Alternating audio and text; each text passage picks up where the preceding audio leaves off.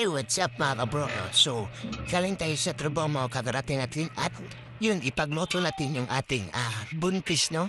Na ito si buntis, ipagluluto natin ng sitaw with four of, no? Yung sahog natin. Sa ito mga kabro, let's go.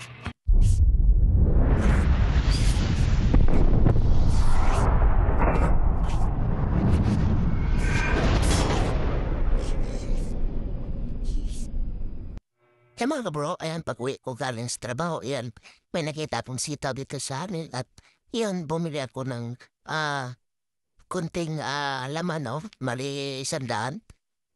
Tama-tama, may gulay ako ritong sitaw. At iyon, gagawin ko muna itong adobo, no? So pagkatapos nitong mga kabro, hiniwa-hiwa ko to ng pansahog. Nagbalat muna ako ng sibuyas. At pagkatapos ito ay, ginisa ko muna kasi gusto ko tanggalin yung mantika, no? Kasi napakaraming mantika yun. Nilagyan ko ng konti pero medyo dumami yung mantika. Ibig sabihin marami mantika. Mataba yan. So hinalo-halo ko muna mga kabro abang ito ay kumulay brown na.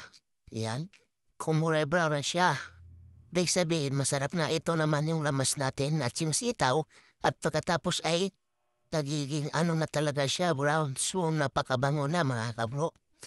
At pagkatapos mga bro, tinabi muna natin yung sahog. Nilagyan muna natin yung lamas dahil hindi na tayo huhugas. Tamad na kasi maghugas mga kabro, no? So ginawa natin, tinabi muna natin yung sahog at pagkatapos ginisa natin yung mga lamas. Yan lang po ang lamas natin mga kabro. Basta maluto na, okay na yan. Basog na tayo niyan. Pagkatapos ay hinalo, mikos-mikos muna natin insan. Yan, minikos-mikos na natin yan. Yung sahog na yan. At pagkatapos yan mga kabro ay medyo malambot na at mabango na ay nahalo na natin yan mga kabro sa ating sahog, no? Ayan. Minikos-mikos na natin insan. Pagkatapos natin imikos-mikos insan, medyo mabango na. Ayan at ating imikos-mikos ulit. Mikos-mikos natin ulit at lagyan natin ng paminta mga kabro. Yan.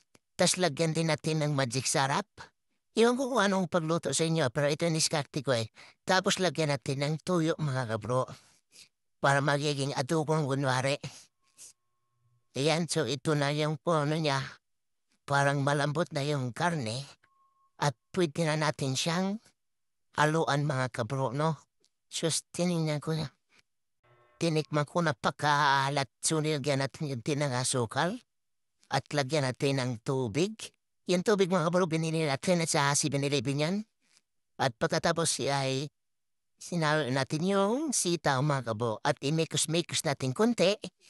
Pagkatapos natin imikos-mikos mga kabro, hintayin na natin ng ilang minuto. Ayan. Mikos-mikos muna natin. Pagkatapos niyan ay ating takpan muna at yan binuksan natin. Pagkatapos ay ang bangon talaga ang pagbukas natin. Takpan natin ulit mga kabro. At ngayon mga kabro, tapos na muna natin tinatpan at mag-ano muna tayo ng bagong juice natin na ginawa, no? Ang ginawa natin mga kabro ay bumili ako ng 2 Milo at pinaghalo ko. Yan, binuksan mo ulit. Sobrang bango, napakalambot na yung gulay. At lambot na rin yung karne. Yan, so minikos-mikos na natin mga kabro. Pagkatapos natin imikos-mikos atin ang patayin ng apoy mga kabro. Dahil ito at mga bro kahit di mga bro, luto na nga kabro. Dahil tayo ngayon, 3 luwag lang yan sa 2 tatlo. So yun mga bro, yan, tapos na natin ang luto, no? So kaya na tayo mga bro, sitaw. Yan.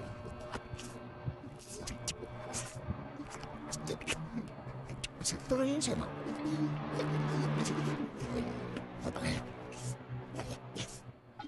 Tapos yung kanin niya malambot lang.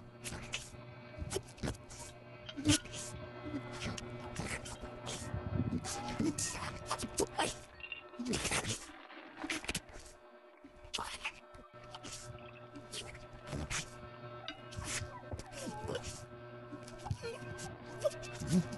Rob, meron tayong Diyos na. Meron siya.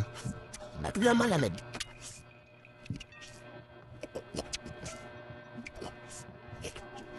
Mantap. Ayan. So mga bro, maraming salamat no sa inyong panonood kahit walang Pintan Blat. Don't forget to like and share and subscribe. And huwag na i-skip yung ads natin mga bro dahil yan po ang nakatulong sa atin mga bro. Thank you.